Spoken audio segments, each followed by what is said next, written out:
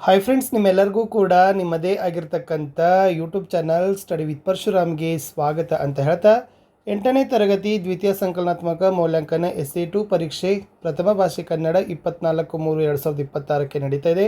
ನಾವು DSCRT ಅವರು ಹಾಕಿರ್ತಕ್ಕಂಥ blue print ಪ್ರಕಾರ ಒಂದು ನಿಮಗೆ ಪ್ರಾಕ್ಟೀಸ್ ಪೇಪರ್ ಅಂತ ಕೊಡ್ತಾ ಇದ್ದೀನಿ.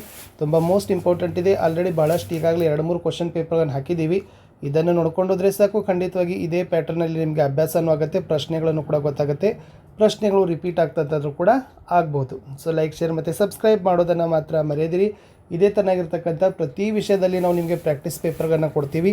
ಸೊ ಪ್ರಾಕ್ಟೀಸ್ ಮಾಡಿ, ಖಂಡಿತವಾಗಿ ಪ್ರಶ್ನೆಗಳು ಬರ್ತಕ್ಕಂಥ ಸಾಧ್ಯತೆ ತುಂಬಾ ಇದ್ದಾವೆ. ಮೊದಲ ಪ್ರಶ್ನೆ, ಕನ್ನಡ ವರ್ಣಮಾಲೆಯಲ್ಲಿರುವ ರಸ್ವಸ್ವರಗಳ ಸಂಖ್ಯೆ ಕೇಳಿದ್ದಾರೆ. 6 ಅನ್ನೋದು ರಸ್ವಸ್ವರ, 7 ಅನ್ನೋದು ದೀರ್ಘಸ್ವರ, 10 ಅನ್ನೋದು ಅಲ್ಪಪ್ರಾಣ ಮತ್ತು ಮಹಾಪ್ರಾಣಗಳ ಸಂಖ್ಯೆ, 13 ಅನ್ನೋದು ಸ್ವರಗಳ ಸಂಖ್ಯೆ. ಸೊ ಅದು ನಿಮಗೆ ಗೊತ್ತಿರಲಿ.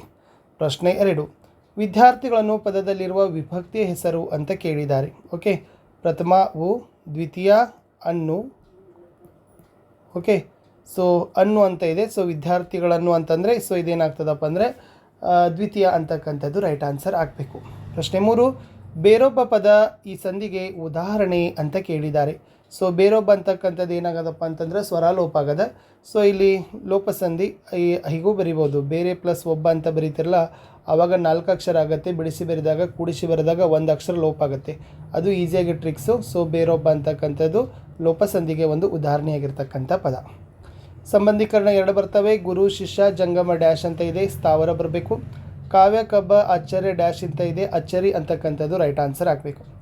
1 ಮಾರ್ಕರ್ ಕ್ವಶನ್, ವಿದೇಶಗಳಲ್ಲಿ ಅಗ್ಗವಾಗಿ ಸಿಗುವುದು ಏನು? ವಿದೇಶಗಳಲ್ಲಿ ಅಗ್ಗವಾಗಿ ಸಿಗುವುದು ಕೋಲ. ನೆಕ್ಸ್ಟ್ ಒನ್, ಜಪದ ಫಲ ಸಿಗಬೇಕಾದರೆ ಯಾವುದನ್ನು ಬಿಡಬೇಕು? ಜಪದ ಫಲ ಸಿಗಬೇಕಾದರೆ ಮನಸ್ಸಿನಲ್ಲಿನ ಕಪಟತನವನ್ನು ಬಿಡಬೇಕು. ನಳಂದ ವಿಶ್ವವಿದ್ಯಾಲಯ ಎಲ್ಲಿತ್ತು ಅಂತ ಕೇಳಿದ್ದಾರೆ. ಸೊ ನಳಂದ ವಿಶ್ವವಿದ್ಯಾಲಯ ಪಾಟಲಿಪುತ್ರದಲ್ಲಿ ಇತ್ತು. 2 ಅಂಕದ 5 ಪ್ರಶ್ನೆಗಳಿದ್ದಾವೆ. ಪ್ರತಿ ಉತ್ತರಕ್ಕೆ 2 ಅಂಕ, ಟೋಟಲಿ 10 ಮಾರ್ಕ್. ನವೀನ ಶಿಕ್ಷಣದ ವೈಶಿಷ್ಟ್ಯಗಳನ್ನು ತಿಳಿಸಿ ಅಂತ ಕೇಳಿದ್ದಾರೆ. ನವೀನ ಶಿಕ್ಷಣ ಮಹಾತ್ಮ ಗಾಂಧೀಜಿಯವರ ಪ್ರೇರಣೆಯಿಂದ ಕೆಲವು ಶಾಲೆಗಳಲ್ಲಿ ಪ್ರಾರಂಭವಾಯಿತು. ಈ ಶಿಕ್ಷಣ ವ್ಯವಸ್ಥೆಯಲ್ಲಿ ವಿದ್ಯಾರ್ಥಿಗಳಿಗೆ ಹಲವು ತರಹದ ಔದ್ಯೋಗಿಕ ಶಿಕ್ಷಣವನ್ನು ಕೊಡುವುದು, ಅದರಲ್ಲಿ ಹಸ್ತಕೌಶಲವನ್ನು, ದೇಹಶ್ರಮದಲ್ಲಿ ಗೌರವ ಭಾವವನ್ನು ಉಂಟು ಮಾಡೋದು ಒಂದು ಭಾಗವಾಗಿತ್ತು. ಕೆಲವರಿಗೆ ಬಡಗೆ ಕೆಲಸ, ಕೆಲವರಿಗೆ ಬೆತ್ತದ ಕುರ್ಚಿ ಕೆಲಸ, ಕೆಲವರಿಗೆ ಸಾಮಗ್ರಿಗಳನ್ನು ಮಾಡುವ, ಕೆಲವರಿಗೆ ಕೃಷಿ, ಕೆಲವರಿಗೆ ಮಗ್ಗದ ಕೆಲಸವನ್ನು ಈ ನವೀನ ಶಿಕ್ಷಣದಲ್ಲಿ ಕಲಿಸ್ತಾ ಇದ್ದರು. ಚಾವುಂಡರಾಯ ಯಾರು? ಆತನ ವಿಶೇಷತೆ ಏನು ಅಂತ ಕೇಳಿದ್ದಾರೆ. ಎಸ್, ಚಾವುಂಡರಾಯ ತಲಕಾಡಿನ ಗಂಗವಂಶದ ದೊರೆಗಳಾದ ಮಾರಸಿಂಹ, ರಾಚಮಲ್ಲ, ರಕ್ಕಸಗಂಗರ ಮಂತ್ರಿಯಾಗಿದ್ದು ಅವರೊಂದಿಗೆ ಕೊನೆವರೆಗೂ ಇದ್ದ ಹಿರಿಯ ಜೀವ. ಜನ ಇವರನ್ನು ರಾಯ ಅಣ್ಣ ಅಂತಲೇ ಕರೀತಿದ್ರು. ಸ್ವತಃ ಕವಿಯಾಗಿದ್ದ ಚಾವುಂಡರಾಯ ಕನ್ನಡಕ್ಕೆ ಚಾವುಂಡರಾಯ ಪುರಾಣ ಎಂಬ 63 ಪುಣ್ಯಪುರುಷರ ಚರಿತ್ರೆಯನ್ನು ಕನ್ನಡಕ್ಕೆ ಕಾಣಿಕೆಯಾಗಿ ನೀಡಿದ್ದಾರೆ. ಇನ್ನು ಕವಿ ಗೋವಿಂದ ಪೈ ಅವರ ಪ್ರಕಾರ ಕನ್ನಡ ನಾಡಿನ ವೈಶಿಷ್ಟ್ಯವೇನು? ಎಸ್, ಕನ್ನಡ ನಾಡಿನ ಪ್ರಕೃತಿ ಸಂಪದ್ಭರಿತವಾಗಿದ್ದು ಹಣ್ಣು ಕಾಯಿಗಳನ್ನು ನೀಡುವ ವಿವಿಧ ರೀತಿಯ ಮರಗಳು, ಪತ್ರ ಪುಷ್ಪಗಳನ್ನು ನೀಡುವ ಬಗೆ ಬಗೆಯ ಬಳ್ಳಿಗಳಿಂದ ಕೂಡಿದೆ. ಅಲ್ಲದೆ ಕೆನೆಭರಿತವಾದ ಕೆನೆಗಳಿಂದ ಕೂಡಿದ ಬೆಳೆಗಳ ಮೇಲಿಂದ ಮೇಲೆ ಬರುವ ತಂಗಾಳಿ, ಪ್ರಾಣಿ ಪಕ್ಷಿಗಳ ಸಮೂಹ, ನದಿಗಳು, ನಗರಗಳು, ಪರ್ವತಗಳು, ಹೀಗೆ ಇಲ್ಲಿ ಇಲ್ಲದಿರುವುದೇ ಇಲ್ಲ. ಸ್ವರ್ಗವೇ ಭೂಮಿಗಿಳಿದಂತೆ ಮನೋಹರವಾಗಿದೆ ಈಸ್ ದ ಆನ್ಸರ್. ಹೊಸ ನಾಡೊಂದನ್ನು ಕವಿ ಯಾವಾಗ ಕಟ್ಟ ಬಯಸ್ತಾನೆ ಅಂತ ಕೇಳಿದ್ದಾರೆ. ಎಸ್, ಹೊಸ ನೆತ್ತರುಕ್ಕಿ ಆರಿ ಹೋಗುವ ಮುನ್ನ ಹರೆವೆಂಬ ಮಾಂತ್ರಿಕನ ಮಾಟ ಮುಸುಳುವ ಮುನ್ನ ಉತ್ಸಾಹ ಸಾಹಸದ ಉತ್ತುಂಗದ ವೀಚಿಗಳ ಶಬ್ದಸಾಗರವು ಬತ್ತಿ ಹೋಗುವ ಮುನ್ನ ಹೊಸ ನಾಡೊಂದನ್ನು ಕಟ್ಟಬೇಕಂತ ಕವಿನೇ ಬಯಸೋದು. ಸಾರ್ಥಕ ಪದ್ಯದ ಯಾವ ಅಂಶಗಳನ್ನು ನೀವು ಮೆಚ್ತೀರಿ ಅಂತ ಕೇಳಿದ್ದಾರೆ. ಹುಟ್ಟು ಸಾವಿನ ನಡುವಿನ ಜೀವನದಲ್ಲಿ ನಾವು ಸ್ವಾರ್ಥಪರರಾಗಿರದೆ ಸಹಾಯ ಮಾಡುವ ಗುಣಗಳನ್ನು ಬೆಳೆಸಿಕೊಳ್ಳಬೇಕು. ಜನರ ಹಿತವನ್ನು ಬಯಸುವ ಗುಣಗಳನ್ನು ಬೆಳೆಸಿಕೊಳ್ಳಬೇಕು. ಪರರ ಹಿತಕ್ಕಾಗಿ ಶರೀರವನ್ನು ಮುಡುಪಾಗಿಸುವ ಈ ಅಂಶಗಳನ್ನು ನಾನು ಮೆಚ್ಚುತ್ತೇನೆ ಅಂತ ಬರೆದ್ರೆ ಸಾಕು. ಒಂದು ಸಂದರ್ಭ ಇದೆ, ನಾನು ಬಿಟ್ಟಂತೆ ನೀನು ನನ್ನ ಕೈ ಬಿಡಬೇಡ ಅಂತ ಇತ್ತು. ಸೊ ಇದು ಆಯ್ಕೆ, ಸಂದರ್ಭ ಮತ್ತು ಸ್ವಾರಸ್ಯ 3 ಸ್ಟೆಪ್ಸ್ ಬರೆದ್ರೆ ನಿಮಗೆ 3 ಅಂಕ ಕೊಡ್ತಾರೆ.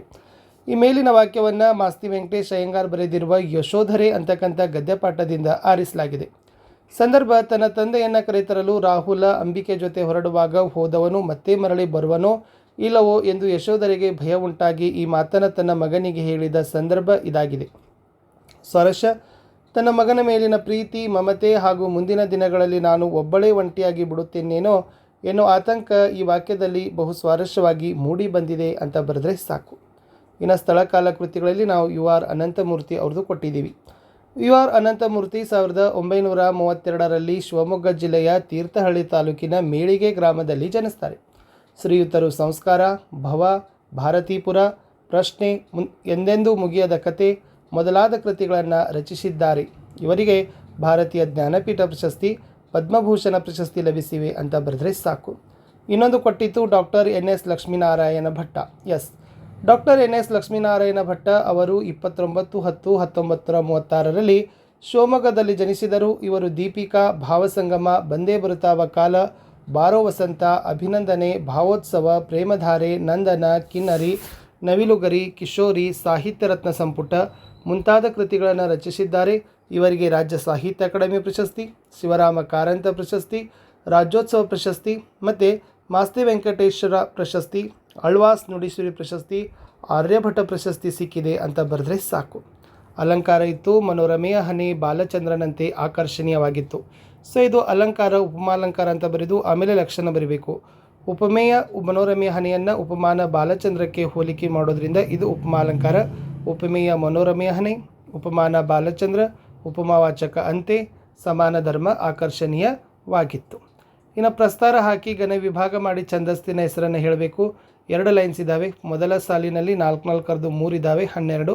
ಎರಡನೇ ಸಾಲದಲ್ಲಿ 4×4 ಇದ್ದಾವೆ, 20. ಸೊ ಇದೇನಪ್ಪ ಅಂದರೆ ಇದು ಮಾತ್ರಾಗಣ ಆಧಾರಿತ ಕಂದ ಪದ್ಯವಾಗಿದೆ ಅಂತ ಬರೆದ್ರೆ ಫುಲ್ ಮಾರ್ಕ್ಸ್ ನಿಮಗೆ ಕೊಡ್ತಾರೆ. ನೆಕ್ಸ್ಟ್ ಗಾದೆ ಮಾತು ಕೇಳಿದ್ರು. ಕೋಪದಲ್ಲಿ ಕೊಯ್ದ ಮೂಗು ಮತ್ತೆ ಬಂದಿತೆ ಅಂತ ಇತ್ತು. ಸೊ ಯಾವುದೇ ಗಾದೆ ಮಾತನ್ನು ಬಂದಾಗ ಇದನ್ನು ಆ್ಯಸ್ ಇಟ್ ಈಸ್ ಆಗಿ ಬರೀರಿ. ಗಾದೆ ಮಾತು ಹಿರಿಯರ ಅನುಭವದ ನುಡಿಮುತ್ತು. ಕನ್ನಡದ ಪ್ರಸಿದ್ಧ ಗಾದೆ ಮಾತಿನಲ್ಲಿ ಕೋಪ ಕೊಯ್ದ ಮೂಗು ಮತ್ತೆ ಬಂದಿತೆ ಎಂಬುದು ಒಂದು ಪ್ರಸಿದ್ಧ ಗಾದೆ ಮಾತು ಆಗಿದೆ. ಆಮೇಲೆ ನೀವೇನು ಮಾಡಬೇಕಪ್ಪ ಅಂದ್ರೆ ಒಂದು ಉದಾಹರಣೆಯೊಂದಿಗೆ ಬರೀಬೇಕು. ಅರ್ಥ: ಕೋಪದ ಸಮಯದಲ್ಲಿ ಯೋಚನೆ ಮಾಡದೆ ಮಾಡಿದ ತಪ್ಪನ್ನು ನಂತರ ಸರಿಪಡಿಸಲು ಸಾಧ್ಯವಾಗುವುದಿಲ್ಲ ಎಂಬುದನ್ನು ಈ ಗಾದೆ ಮಾತು ಹೇಳುತ್ತದೆ. ಒಮ್ಮೆ ಮಾಡಿದ ತಪ್ಪು ಅಥವಾ ನಷ್ಟವನ್ನು ಮತ್ತೆ ಹಿಂದಕ್ಕೆ ತರುವುದಕ್ಕೆ ಸಾಧ್ಯವಿಲ್ಲ. ವಿವರಣೆ: ಮಾನವನಿಗೆ ಕೋಪ ಬಂದಾಗ ಅವನು ಆಲೋಚನೆ ಮಾಡದೆ ತುರ್ತು ನಿರ್ಧಾರಗಳನ್ನು ತೆಗೆದುಕೊಳ್ತಾನೆ. ಆ ಸಮಯದಲ್ಲಿ ಮಾಡಿದ ಕಾರ್ಯಗಳು ಅವನಿಗೆ ಅಥವಾ ಇತರರಿಗೆ ಹಾನಿ ಮಾಡಬಹುದು. ನಂತರ ಕೋಪ ತಣಿದ ಮೇಲೆ ಅವನು ಮಾಡಿದ ತಪ್ಪನ್ನು ಅರಿಯುತ್ತಾನೆ. ಆದರೆ ಆಗಾಗಲೇ ನಷ್ಟ ಸಂಭವಿಸಿರುತ್ತದೆ. ಉದಾಹರಣೆ: ಕೋಪದಲ್ಲಿ ಮಾತನಾಡಿದ ಕಠಿಣ ಮಾತುಗಳಿಂದ ಸ್ನೇಹ ಅಥವಾ ಸಂಬಂಧ ಹಾಳಾಗಬಹುದು. ನಂತರ ಕ್ಷಮೆ ಕೇಳಿದರೂ ಹಿಂದಿನ ಸ್ಥಿತಿ ಸಂಪೂರ್ಣವಾಗಿ ಮರಳಿ ಬರದೇ ಇರಬಹುದು. ಅದೇ ರೀತಿ ಕೋಪದಲ್ಲಿ ತೆಗೆದುಕೊಂಡ ತಪ್ಪು ನಿರ್ಧಾರಗಳು ಜೀವನದಲ್ಲಿ ಸಮಸ್ಯೆಗಳನ್ನು ಉಂಟು ಮಾಡ್ತವೆ. ಆದ್ದರಿಂದ ಈ ಗಾದೆ ಕೋಪವನ್ನು ನಿಯಂತ್ರಿಸಿ ಯೋಚಿಸಿ ಮಾತನಾಡಬೇಕು ಮತ್ತು ಯೋಚಿಸಿ ಕೆಲಸ ಮಾಡಬೇಕು ಎಂಬ ಪಾಠವನ್ನು ತಿಳಿಸಿಕೊಡ್ತದೆ. ಸಾರಾಂಶ: ಕೋಪದಲ್ಲಿ ಕೊಯ್ದ ಮೂಗು ಮತ್ತೆ ಬಂದಿತೆ ಎಂಬ ಗಾದೆ ನಮಗೆ ಕೋಪದಲ್ಲಿ ತುರ್ತು ನಿರ್ಧಾರಗಳನ್ನು ತೆಗೆದುಕೊಳ್ಳಬಾರದು ಮತ್ತು ಶಾಂತವಾಗಿ ಯೋಚಿಸಿ ನಡೆದುಕೊಳ್ಳಬೇಕು ಎಂಬುದನ್ನು ಸೂಚಿಸುತ್ತದೆ ಅಂತ ಬರೆದ್ರೆ ಸಾಕು. ಇನ್ನು ಆಚಾರವೇ ಸ್ವರ್ಗ, ಅನಾಚಾರವೇ ನರಕ ಅಂತ ಇದೆ. ಸೊ ಇದನ್ನು ಕೂಡ ಏನಪ್ಪ ಅಂದರೆ ಮುಖ್ಯವಾಗಿ ಹೇಳ್ತಕ್ಕಂಥದ್ದು, ಒಳ್ಳೆಯ ಆಚಾರ ವಿಚಾರಗಳು ಇದ್ದರೆ ಜೀವನ ಸ್ವರ್ಗದಂತೆ ಸುಖಕರವಾಗಿರ್ತದೆ. ಕೆಟ್ಟ ನಡೆನುಡಿ ಮತ್ತು ಅನಾಚಾರ ಇದ್ದರೆ ಜೀವನ ನರಕದಂತೆ ದುಃಖಕರವಾಗಿರ್ತದೆ ಅಂತ ಬರಿಬೇಕು. ಆವಾಗ ನೀವೇನು ಮಾಡಬೇಕಪ್ಪ ಅಂದರೆ ಈ ಥರನಾಗಿರ್ತಕ್ಕಂಥ ವಿವರಣೆಯನ್ನು ಕೊಟ್ಟಿದ್ದೀನಿ. ಸೊ ಸ್ವಲ್ಪ ಪಾಸ್ ಮಾಡಿ ನೋಡ್ಕೊಡ್ರಿ. ಲಾಸ್ಟ್ ಪದ್ಯ ಕೊಟ್ಟಿತ್ತು ಪ್ರಜೆಯಂ ಪಾಲಿಸದಿಂದ ಚನ್ನಸೋಮೇಶ್ವರ ಅವರಿಗೆ ಇದೆ. ಸೊ ಇದು ಕೂಡ ಇಂಪಾರ್ಟೆಂಟ್ ಇತ್ತು. ಪ್ರಜೆಯಂ ಪಾಲಿಸ ಬಲ್ಲೋಡ ತರಸಂ ಕೈ ಎಸೆ ಮಾಡದಮ್ ಅಂತ ಇದೆ. ಸೊ ಚನ್ನಸೋಮೇಶ್ವರ ಜಸ್ಟ್ ಪ್ರಾಕ್ಟೀಸ್ ಅಂತ ನೋಡ್ಕೊಡ್ರಿ, ಬಂದರೂ ಕೂಡ ಬರ್ಬೋದು. ಇನ್ನು ಮೌಲ್ಯಾಧಾರಿತ ಸಾರಾಂಶಕ್ಕೆ ಇಲ್ಲಿ ಪದ್ಯದ ಸಾಲುಗಳನ್ನು ಕೊಟ್ಟಿತ್ತು. ಪರಮ ಧ್ಯಾನದೊಳಿಬ್ಬರೇ ಇವರಿರಲಿ ಸೆರೆಯೊಳಗಿರು ತಿಂಗಳು ಅಂತ ಇದೆ. ಇದು ರಾಮಧಾನ್ಯ ಚರಿತೆ ಅಂತಕ್ಕಂಥ ಪದ್ಯಪಾಠದ ಸಾಲಿತ್ತು. ನಿಮ್ಮ LBAದಲ್ಲಿನೂ ಕೂಡ ಈ ಪ್ರಶ್ನೆ ಇದೆ. ಓಕೆ, ಅದಕ್ಕೆ ನಾನು ಈ ಪ್ರಶ್ನೆಯನ್ನು ನಿಮಗೆ ಕೊಟ್ಟಿದ್ದೆ. ಇನ್ನು ಗದ್ಯ ಭಾಗ ಇತ್ತು, ಅಂಬೇಡ್ಕರ್ ಅವರ ಬಗ್ಗೆ ಕೊಟ್ಟಿದ್ದೆ. ವೆರಿ ಈಸಿಯಾಗಿ ನೀವು ಬರಿತೀರಿ. ಇನ್ನು ಲಾಸ್ಟ್ ಪತ್ರ ಇದೆ ನೋಡಿ. ಇದರಲ್ಲಿ ಸರ್ಕಾರಿ ಪದವಿ ಪೂರ್ವ ಕಾಲೇಜು ಮಂಜೂರು ಮಾಡುವಂತೆ ಕೋರಿ ನೀವು ಏನು ಮಾಡಬೇಕು, ಸ್ಥಳೀಯ ಶಾಸಕರಿಗೆ ಮನವಿ ಪತ್ರವನ್ನು ಬರೀಬೇಕು ಅಂತ ಇತ್ತು. ನೀವು ಮಹಾವೀರ ಸರ್ಕಾರಿ ಪ್ರೌಢಶಾಲೆ ವಿದ್ಯಾರ್ಥಿ, ಬಾಳೆ ಹೊಸೂರಿನ ವಿದ್ಯಾರ್ಥಿ ಅಂತ ತಿಳಿಬೇಕು. So date hockey 24/3/2026.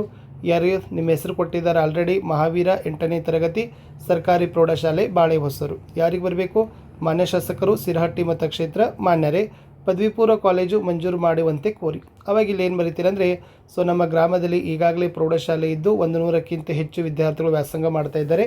ಬಟ್ ಪದವಿ ಪೂರ್ವ ಕಾಲೇಜು ಇಲ್ಲದೆ ಇರೋದರಿಂದ ಏನಾಗಿದೆ, ಶಾಲೆ ಬಿಡುವವರ ಸಂಖ್ಯೆ ಹೆಚ್ಚಾಗಿದೆ. ಸೊ ಆ ಕಾರಣಕ್ಕಾಗಿ ನಮ್ಗೆ ಊರಿಗೆ ಪದವಿ ಪೂರ್ವ ಕಾಲೇಜು ಮಂಜೂರು ಮಾಡುವಂತೆ ವಿನಂತಿ ಅಂತ ಬರೆದು ವಂದನೆಗಳಿಗೆ ಅಂತ ಬರೆದು ಇಂತಿ ತಮ್ಮ ವಿಶ್ವಾಸಿ ಮಹಾವೀರ ಹೊರವಿಳಾಸ ಗೆ ಅಂತ ಹಾಕಬೇಕು. ಮಾನ್ಯ ಶಾಸಕರು ಶಿರಹಟ್ಟಿ ಮತಕ್ಷೇತ್ರ ಇಂದ ಅಂತ ಹಾಕಬೇಕು. ಅಲ್ಲಿ ಏನು ಬರೀತೀರಿ, ಮಹಾವೀರ 8ನೇ ತರಗತಿ ಸರ್ಕಾರಿ ಪ್ರೌಢಶಾಲೆ ಬಾಳೆ ಹೊಸೂರು ಅಂತ ಬರೆದ್ರೆ ನಿಮ್ಮದು ಆನ್ಸರ್ ಕಂಪ್ಲೀಟ್ ಆಗ್ತದೆ. ಇನ್ನು ನೆಕ್ಸ್ಟ್ ಏನಿತ್ತಪ್ಪ ಅಂದರೆ ಅದಿಲ್ಲದೆ ಒಂದು ಪ್ರಬಂಧ ಕೇಳಿದ್ದಾರೆ, ಪರಿಸರ ಸಂರಕ್ಷಣೆಯಲ್ಲಿ ವಿದ್ಯಾರ್ಥಿಗಳ ಪಾತ್ರ. ಸೊ ಒಂದು ಪ್ರಬಂಧವನ್ನು ಬರೆಯುವಾಗ ಫಸ್ಟ್ ಪ್ರಸ್ತಾವನೆಯನ್ನು ಬರೀಬೇಕು. ಇಲ್ಲಿ ನಾನು ಪ್ರಸ್ತಾವನೆ ಬರೆದಿದ್ದೀನಿ, ಒಂದು 5 ಲೈನ್ ಇದೆ. ಸೊ ಅದನ್ನು ನೀಡ್ಕೊಡ್ರಿ. ಆಮೇಲೆ ವಿಷಯದ ನಿರೂಪಣೆ ಮಾಡಬೇಕು. ಮುಖ್ಯವಾಗಿರ್ತಕ್ಕಂಥ ಪಾತ್ರವನ್ನು ಬರೆದು ಲಾಸ್ಟ್ ಏನು ಬರೀಬೇಕಪ್ಪ ಅಂದರೆ ಉಪಸಂಹಾರ ಅಂತ ಬರೆದ್ರೆ ಸೊ ನಿಮಗೆ 4 ಅಂಕ ಕೊಡ್ತಾರೆ. ಇಷ್ಟೇನಾಗಿತ್ತಪ್ಪ ಅಂದರೆ ಒಂದು ಮಾಡೆಲ್ ಕ್ವಶನ್ ಪೇಪರ್ ಇತ್ತು. ಪ್ರಾಕ್ಟೀಸ್ ಮಾಡಿ ಅಂತ ಹೇಳ್ತಾ ಬಾಯ್.